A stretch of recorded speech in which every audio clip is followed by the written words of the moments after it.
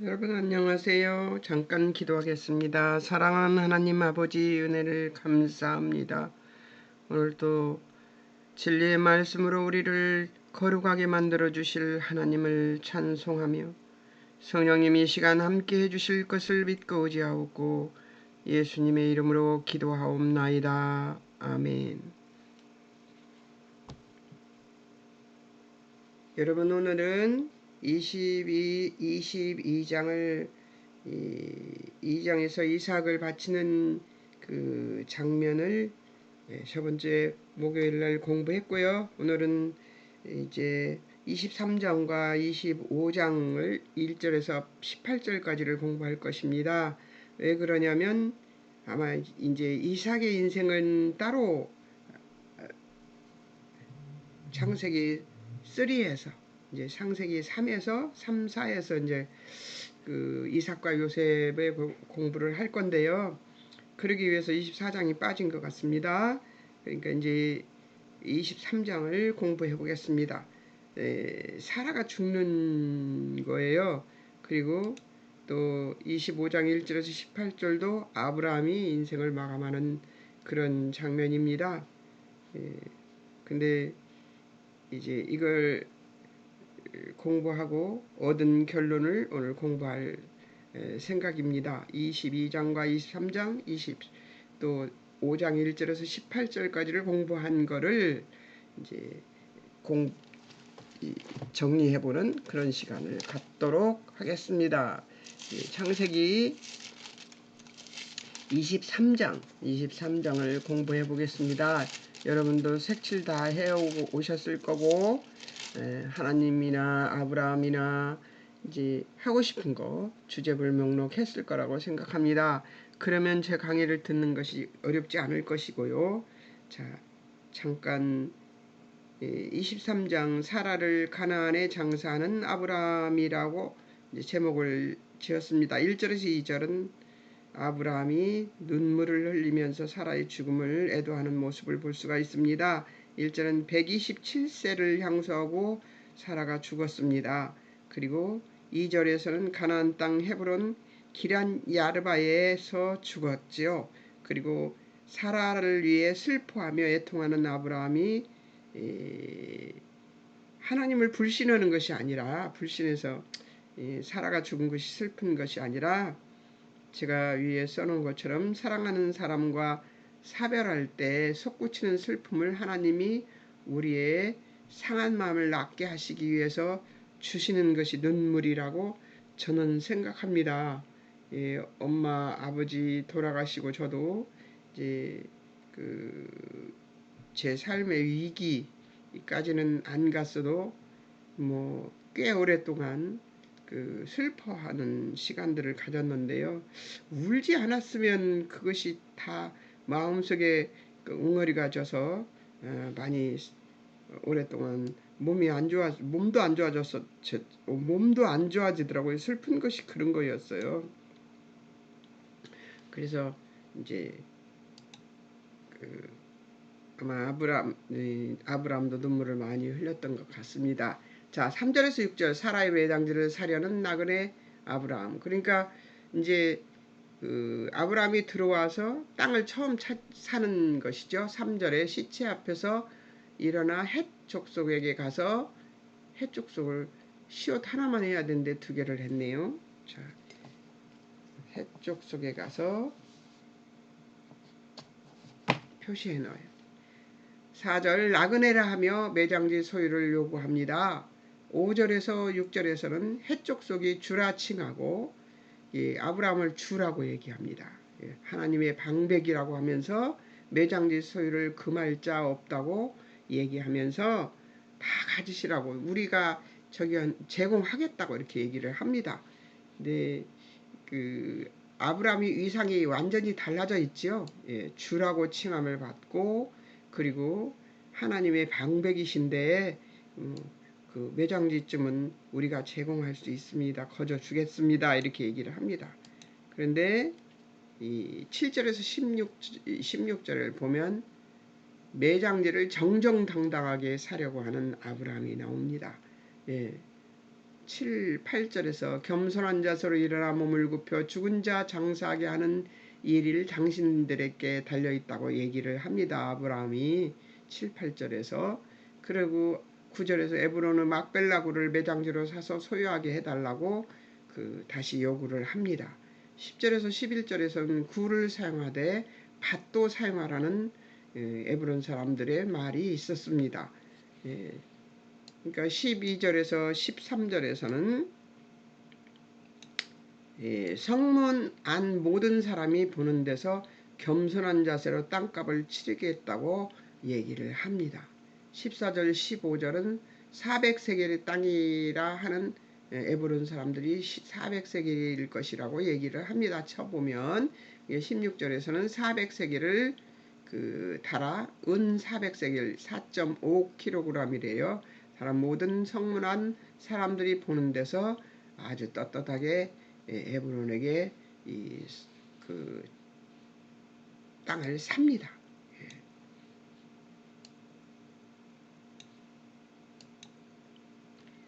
자, 17절에서 20절에 보면 공식적인 아브라함 땅이 된 헤브론의 무덤입니다. 17절에서 18절에 마무리 앞 막벨라에 있는 에브론의 밭과 그 속의 굴과 밭 언저리를 둘러있는 모든 나무들이 모든 해쪽 속에게 보는 대로 보는 데서 아브라함의 소유가 되었다고 얘기를 합니다.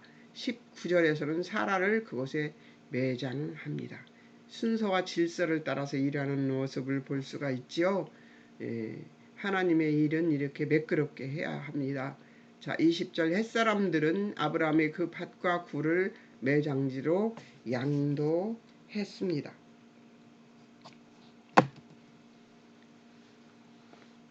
이 습관이 무서운 거예요. 해쪽 속을 시옷만 해야 되는데 쌍시옷을 해갖고 해놓은 것들이 많습니다. 자, 베드로전서 3장 1절에서 6절에 보면 사라가 순종하는 모습이 나오는데요. 그 사라의 순종은 어떤 것이었는가를 한번 보겠습니다.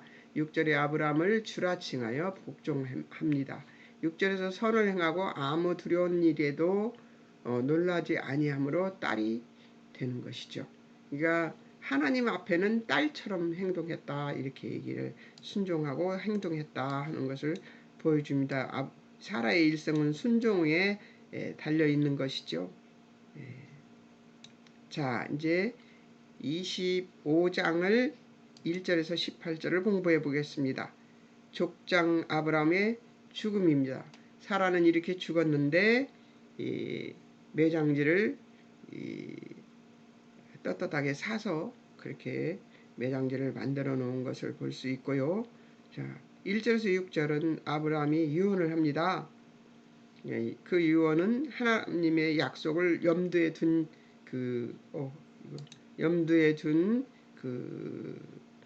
유언이었죠. 자, 1절에서 4절을 한번 보겠습니다. 아브라함은 후처 구드라의 자손들을 5절 이삭에게 자신의 모든 소유를 주는 아브라함, 또 6절 서자들에게도 재물을 주어 아브라함 생전에 이삭을 떠나 동방의 동쪽 땅으로 가게 합니다. 이게 아브라함의 하나님의 뜻을 아는, 그러니까 이삭만이 너의 씨다 하는 이야기를 하는 것은 하나님은 무엇을 두고 얘기하는 거예요? 이삭에게서 예수 그리스도가 나고 그 예수 그리스도를 통해서 이방 민족까지 모두 다 구원 얻어 하나님의 자녀되는 역사가 일어날 것을 지금 여기 이 사람들은 알았을까요? 몰랐죠. 이 사람들은 이삭도 몰랐을 것이고 아브라함도 몰랐을 것이고 사라도 몰랐을 것입니다. 그런데 지금 그 보이지 않고 알지 못하는 하나님의 명령을 아브라함은 순종하고 있는 모습을 볼 수가 있습니다. 보세요. 그드라라는 여자를 얻어서 자녀들을 낳았지만 그 자녀들도 모두 동방 쪽으로 동쪽 땅으로 가게 합니다. 아브라함에게 하신 하나님의 약속을 이제 17장 4절에서 6절에 보면은 5절에 보면은 뭐라고 써 있냐면 아브라함이라 열국이 아비가 되리라, 또 나라와 열왕들이 내게로 쫓아날 것이고 이렇게 얘기를 합니다. 그런데 사실 보기에는 그드라의 자손 몇 명, 이스마엘 그리고 그 이삭밖에는 지금 안 보이죠. 아브라함에게는. 그러나 아브라함이 그것을 믿었기 때문에 그드라의 자손들도 다 내보내고, 그리고 아브라함만 이렇게 이삭만 남겨두고 있죠. 17장 20절에서는 이스마엘도 12방백 낳고 큰 나라 되게 할 것이라고 약속하는 모습, 하나님께서 아브라함에게 이런 약속들을 했지만 사실 보이는 것은 아브라함의 일생에 보이는 것은 아무것도 없습니다. 제가 어제 그제 이제 자녀들을 만나고 또 딸과 함께 많은 이야기를 했습니다만, 이야기를 하다 보니까 아브라함의 심정이 내 심정이 아니었을까 하는 그런 생각이 들었습니다. 아무것도 그 보장돼 있는 것도 없고 이 보장될 그 가망성도 전혀 보이지 않는 그런 그 이틀을 보냈습니다. 그러나 저는 하나님께 기도했죠. 그 이틀을 보내면서 예배드리고 기도하면서 어떤 생각을 했냐면, 사람의 일생에 저는 이제 사라지는 세대잖아요. 그러니까 사람의 일생에 굴곡이 많고 험난한 인생이든 평안하게 사는 인생이든 간에 하나님께서 그 사람의 일생을 운행하시고 운영하시는 그 일에 있어서는 아주 면밀하고 주도 면밀하게 이끌어 가시지만은 내 인생의 곁까지 자녀들에게까지, 자녀들의 일까지 저에게 확실하게 보여주는 것은 별로 없는 것 같아요. 그냥 예수를 잘 믿고 그 하나님의 명령을 잘 따르는 자녀들의 모습과 그렇지 않은 모습을 저는 극명하게 저한테 보여주시는 하나님이시거든요. 예. 한 자녀는 하나님의 말씀을 잘 듣고 하나님 뜻 따라 순종하는 애고, 하나는 그렇지 않은 애인데 그들의 삶이 극명하게 판가름이 나고 있는 것을 보여주는 삶이었습니다.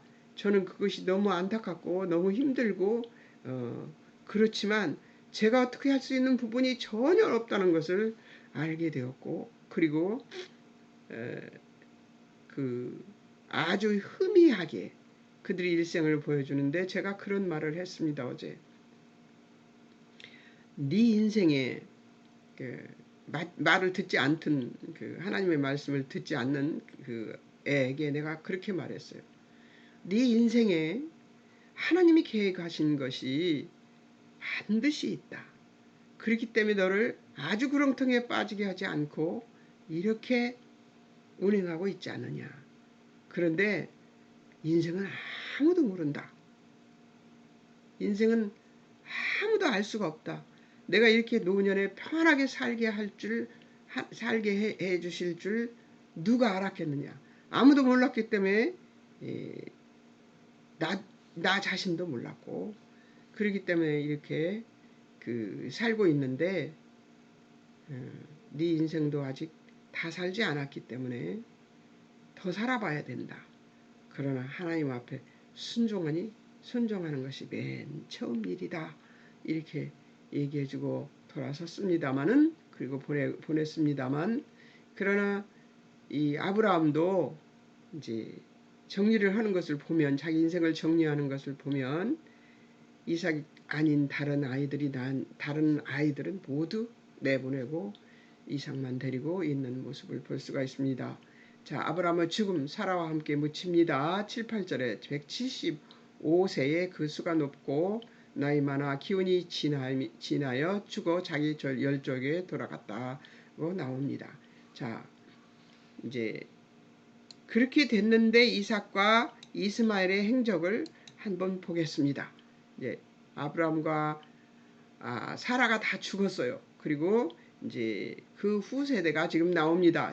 9절에서 18절에 보면 9절에서 10절에서 아브라함이 사라가 묻힌 막벨라 굴에 장사되는 모습입니다.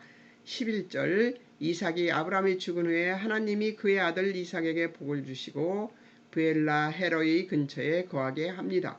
자, 12절에 18절에는 이스마엘이 나옵니다. 12절에서 16절에 보면은 그 후손 하나님의 약속대로 12방백을 주십니다. 예, 17절에 보면 향년 137세에 기운이 지나여 죽어 자기 열조에게 이스마엘은 돌아갑니다. 예, 간략하게 이스마엘의 일생을 거기에 적어 놓았습니다. 18절 그 자손이 하율라에서부터 아스르로 통하는 애굽 앞술까지 이르러 그 모든 형제의 맞은편에 거하게 됩니다. 그러니까 이삭의 사는 곳에 맞은편에 이제 동쪽에 이렇게 위치하고 12방백을 주어서 살고 있습니다. 후일 에돔이 되죠. 에돔이라는 나라가 되는 것이죠. 큰 나라가 됩니다. 큰 나라가 되는데 이스라엘 백성에게는 아주 굉장히 힘든 그 사람들이 되어 있는 모습들을 볼 수가 있습니다. 자, 그의 후손들이 기억하는 아브라함, 하나님의 벗이라고 나오는데요.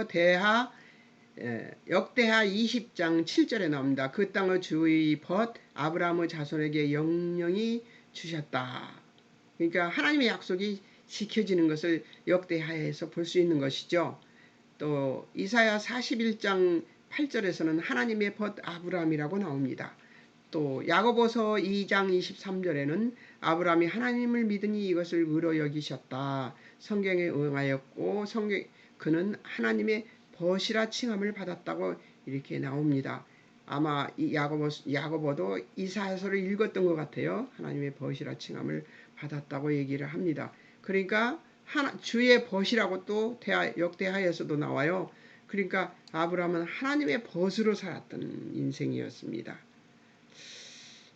이런 호칭을 받는 것은 아주 영광스러운 일이지만 벗은 그만두고 저 하나님의 손톱 밑에 때만이라도 된다면 좋겠습니다. 예, 제가 어떤 생각을 하고 이 과를 공부했는가 보면은 나의 순종이 하나님의 은혜에 근거해야 함을 순종할 것인가. 그러니까 하나님의 은혜에 내 순종의 근거가 있는가. 나의 순종이 하나님의 은혜에 근거되어 있는가. 이것을 지금 생각해 봤습니다.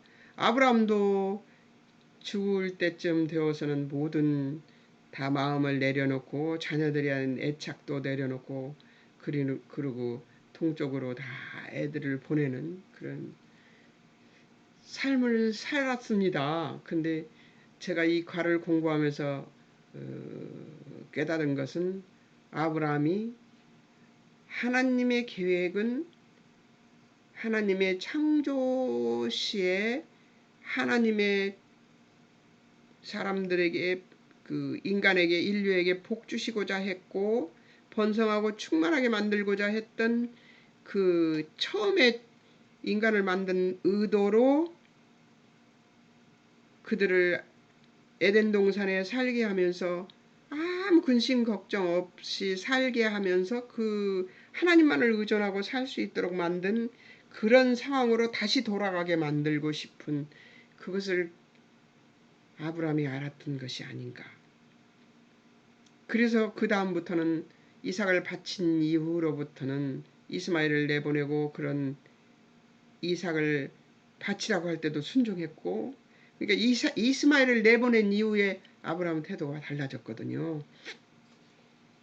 질문하지도 않고 그대로 순종합니다. 하나님이 이렇게 하라 그러면 그냥 그대로 순종하는 그런 아브라함의 모습을 볼 수가 있는데요. 이제 기억들을 한번 보도록 하겠습니다. 기억들을 한번 보겠습니다. 저는 이렇게 좀 이렇게 나이가 먹어서 눈이 좋지 않아서 크게 복사를 해서 이제 여러분들에게 이야기를 할 건데요. 저는 이것을 보고 이 23장, 22장, 그리고 25장 1절에서 18절까지를 공부하고 얻은 것을 이제 여러분들하고 나누고자 합니다. 저는 이 시간을 굉장히 중요하게 생각하는 사람이거든요. 그리고 여러분과 같이 은혜를 나누기를 나누는 시간이다 생각을 하고 중요하게 생각하는데 잘 모르겠습니다. 여러분 어떻게 생각하실지. 자, 이삭을 바치는 바치라는 하나님의 명령은 아브라함에게 이해될 수 있는 말이 아니었지만 아브라함은 순종합니다. 이것은 이삭을 주신 것이 그의 능으로 되어진 것이 아님을 잘 알고 있었기 때문이었을 것입니다. 그러나 어떻게 되는 것일지 그 결말은 아브라함은 알지 못했지만 8절을 통해서 23장 8절을 통해서 22장 8절을 통해서 하나님이 자기를 위해서 친히 이렇게 재물을 준비할 것이라고 이삭에게 말해주는 그 아브라함의 말에서 아브라함 알지 못했지만 8절을 통해서 그리고 히브리서 11장 17절에서 19절 말씀을 통해서 하나님이 능히 죽은 자 가운데서 다시 살리실 줄로 생각한지라 라고 하는 히브리서 11장 말씀처럼 아브라함이 하나님의 말씀에 대한 믿음을 피력하고 있으므로 우리 그리스도인들은 아브라함이 믿음으로 순종했음을 알고 있게 된 것이지요. 자, 아브라함은 믿음 학교에서 여러 번 시험을 치르고 실패도 하면서 배우고 있습니다. 하나님의 선물로 받은 아들을 바치라는 하나님의 말씀 앞에서 아브라함이 고민했다던가 머뭇거렸다는 언급이 없습니다. 예, 미루고자 기도했다는 언급도 없으며 오히려 군말 없는 즉각적인 순종의 모습을 보았으며 그의 진정한 순종을 알게 되신 하나님의 준비하심에 감동한 시험을 치른 아브라함의 고백은 여호와 이레라고 말했습니다. 그에게 그 다음에 주어진 복은 내시로 번성하여 뭇별같이 되며 내시가 대적의 문을 얻으리라 였습니다. 그러니까 뭐가 달라졌어요? 예, 내시가 번성하여 뭇별같이 되리라 하고 대적의 문을 얻으리라 했다는 것이죠. 우리를 아브라함을 대적하는 모든 자들의 문을 이제 아브라함과 아브라함 자손들이 모두 사단과 싸워서 이기리라는 얘기를 한 거죠. 이미 15장에서 하신 약속인 것이므로 이삭을 바친 일이 아브라함의 믿음의 조건은 아니라는 것이죠. 예.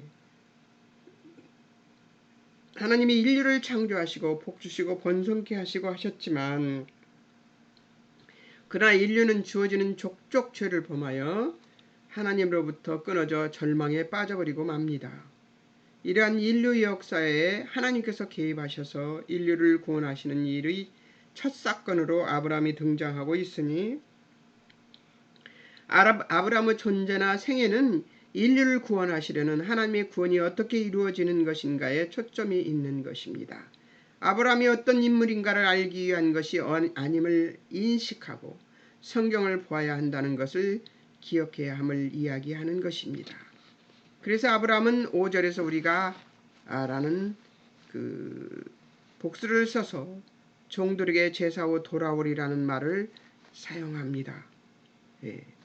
이 말은 아브라함이 이삭이 다시 살 것을 믿는 사실을 확인시키는 것이죠. 아브라함이 이미 자신들이 죽은 자와 같은 생산할 능력이 전무한 나이와 상황에서 이삭을 낳게 하신 하나님께 거저받아서 이삭을 키우고 있으며 이 이삭의 후손으로 믿음이 조상이 된다는 것은 자신들 부부의 능력을 벗어난 것임을 알았을 것이고 하나님은 없는 것 같은 상황에서 있게 하시는 하나님이시라는 하나님의 전지전능하심에 대하여 믿을 수밖에 없었을 것이라는 것을 짐작해 볼 수가 있습니다. 이것이 아브라함이 갖고 있었던 신앙이 아닌가, 이삭을 바칠 수 있는 신앙, 그런 신앙이 아닌가 싶습니다. 하나님은 아브라함이 믿음의 조상이 된 것은 그가 만든 후손에 의해서가 아니라 하나님께서 죽은 자와 방불하여 소망이 없던 아브라함과 경수가 끊어져 아이 낳을 길이 없는 사라에게 이삭을 만들어 주셔서 하나님께서 이 구원의 여정을 이루어 가실 것임을 알려주시는 것이죠. 예. 아브라함에게는 약속받은 복에 대해서 아무런 이유와 원인과 근거가 없다는 것을 분명하게 확인시켜 주신 것이죠. 아브라함의 것이 아닌 백세에 얻은 자식을 다시 죽이라고 하심으로써 믿음의 조상으로 불려지는 것들이나 그 후손으로 인한 하나님의 별다른 것 같은 복들이 전부 그들 조상들의 믿음이 전통에서 이어진 것이 아니라 전적인 하나님의 은혜라는 것을 확인시켜야 했던 것이기 때문이었습니다. 그러니까 하나님은 예수 그리스도를 이 땅에 오시게 하는 일에서 아브라함의 믿음도 필요가 없었던 것이죠. 예, 전적으로 하나님의 은혜로만 주 예수 그리스도를 오게 하실 것이라는 사실을 우리에게도 얘기해주고 있다는 것이죠. 그러니까 주 예수 그리스도가 우리를 위해서 죽으심으로 구원을 허락하신 이 사건도 우리에게 어떤 그 원인과 이유가 없다는 것이에요. 아브라함이 이 믿음이 있었는지 없었는지는 천국 가서 제가 처음 천국에 딱 도착하면 물어볼까 생각합니다. 예, 제가 먼저 가겠죠, 여러분들보다. 자, 하나님은 없는 것을 있는 것 같이 부르시는 분이시며 무에서 이를 있게 하시되 없는 것이 있는 것이 이유가 되거나 원인이 될 수 없다고 하시는 것의 근거가 인류의 구원의 근거를 인간에게서 찾아서는 안 되는 것 때문이며 무에서 유를 만들어내시는 능력과 지혜자이신 하나님만이 이유가 되셔서 완성되어야지만 완전하고 완벽한 그리고 탁월하신 구원이 될 것이기 때문임을 아브라함에게 이삭을 바친다는 사건을 통해 우리에게 가르치고 싶으셨던 것임을 우리는 반드시 기억해야 된다는 것이죠. 아브라함의 일련의 사건, 인생 전체에 벌어지고 있는 사건은 무엇을 얘기하는가? 예수 그리스도의 구원은 전적으로 하나님의 은혜다. 하나님이 원인이 되시고 이유가 되셔서 이 일을 이루신 것이라는 사실. 그러니까 우리 인류의 구원은 누구의 도움도, 어떤 인류의 도움, 아브라함의 믿음도 필요한 것이 아니었다는 것을 하나님께서 말씀하신 것이었다는 것을 알게 된 것이죠. 저는 이것을 알고 그야말로 며칠 동안 좋아서 어쩔 줄을 몰랐습니다. 왜냐하면 제 힘으로 제 능으로 이 구원을 유지해 나갈 수 있는 것이 아니라는 것을 알았으니까요. 예, 구원을 얻는 것도 얻는 것이지만 우리가 받은 구원을 유지해 나가는 것조차도 하나님께서 주관하실 것이라는 것을 확실히 알았기 때문에 저는 너무나 자유스러운 사람이 그 순간 되었던 것이죠. 그리고 어떤 사람이 어떤 말로 주 예수 그리스도가 우리에게 베풀어 주신 구원을 어떤 말이나 행동이라든가 믿음이라든가 무슨 기도의 방편이라든가 이런 것들을 섞어보고 싶고자 하는 사람이 나타나서 저에게 유혹을 하더라도 안 넘어갈 믿음을 내게 이 순간 주셨구나 하는 것을 깨달았습니다. 어떤 믿음이냐? 구원은 전적으로 하나님의 은혜다. 믿음의 조상이신 그 아브라함도 그의 구원을, 그리고 이삭의 예수 그리스도가 오실 예표로 오신 이삭의 모습도 전혀 그의 힘으로 이삭을 만들지 못했다는, 그러니까 어떤 믿음의 조상인 아브라함조차도 믿음의 그 어떤 기여를 못했다는 거. 그리고 전적으로 하나님의 은혜에 의지해서 이삭도 만들었다는 사실을 우리에게 보여주는 것으로 저는 제 믿음과 저를 구원시켜 주신 하나님의 은혜와 저를 구원시킨 것을 유지시켜 주시고, 그리고 천국 가는 날까지 저를 살게 하시면서 저의 삶 속에 들어오셔서 저를 인도하시고 보호하시고 거룩하게 만드시는 하나님의 은혜는 전적으로 하나님에 의해서면 하나님이 원인이 되고 이유가 되셔서 저를 이끌어 가신다는 사실, 이것이 저한테는 너무나 큰 은혜였고, 제가 깨달은 확실한 구원의 완벽하심에 대한, 저는 항상 입술로 구원이 완벽하다는 말을 하고 다닙니다. 왜냐하면 제 믿음이 연약하기 때문에 하나님 예수님의 구원이 부족하다는 생각이 자꾸만 저를 밀어치고 어떤 무엇인가를 해야 될 것 같은 그런 생각들을 항상 그 강박에 강박으로 저를 몰아넣는 사단의 유혹이 있었습니다. 그런데 아무것도 아닌 것처럼, 구원이 아무것도 아닌 것처럼 밀어붙일 때도 있었습니다, 사단들이. 그러나 제가 이런 말들을 하고 다니죠. 저는 길에 다니면서도 그런 생각을 합니다. 그러면 하나님께서 사단이 그런 마음을 주면 제가 그런 말을 했었어요. 항상 예수님이 내게 주신 은혜는, 구원의 은혜는 완벽한 것이다 하는 얘기를 되뇌이곤 했습니다. 사단한테 선포를 했었어요, 항상. 그러나 이것에 대한 확실한 믿음의 증표가 되게 이 성경 말씀에서 확실하게 깨달을 수 있는 것이 없었어요. 그런데 창세기를 공부하면서 아브라함의 인생을 쭉 공부하는 과정에서 제가 얻어진 것이, 아브라함의 인생에서 이삭을 얻는 것도 조차도 하나님은 원인과 이유가 되시고, 그것이 원인과 이유가 되셨기 때문에 예수 그리스도의 예표가 이삭인 이 이삭도 원인과 이유는 하나님이셨기 때문에 하나님만 이 구원, 주 예수 그리스도가 이 땅에 오시는 이 구원에 오셔서 우리를 위해 십자가에 죽으시고 3일 만에 부활하신, 죽은 자 가운데서 부활하신 이 은혜는 완벽한 하나님이 하신 은혜에 의존하는 구원이었구나. 그렇다면 하나님은 완벽한 분이시니까 내 믿음이 앞으로도 순탄할 것이라는 하나님께서 내게 주신 은혜이기 때문에 이 믿음만 내가 가지고 있으면 하나님께서 내 앞으로의 삶도 하나님께서 하나님의 은혜로 원인이 되시고, 내 하나님의 은혜로 그 모든 일들이 하나님이 원인이 되시고 이유가 되셔서 나를 인도 보호하실 것이라는 확실한 믿음이 생겨버렸다는 것이지요. 여러분들이 바르게 이해했을지 알 수가 없지만 아멘 하시는 분들이 있으리라고 믿습니다. 저는 이 믿음을 제가 소유했다는 것에 대해서 너무 행복하고 기뻐서 며칠 동안 정말 환희에 차 있었습니다. 이 공부를 하고 나서. 어떤 목사님하고도 나누었지만 그분도 아마 제가 하는 얘기를 다 이해하지는 못했을 텐데 오늘 이해했으리라고 저는 생각합니다. 여러분, 이 믿음을 소유한 분들이 여러분들이십니다. 아멘이십니까?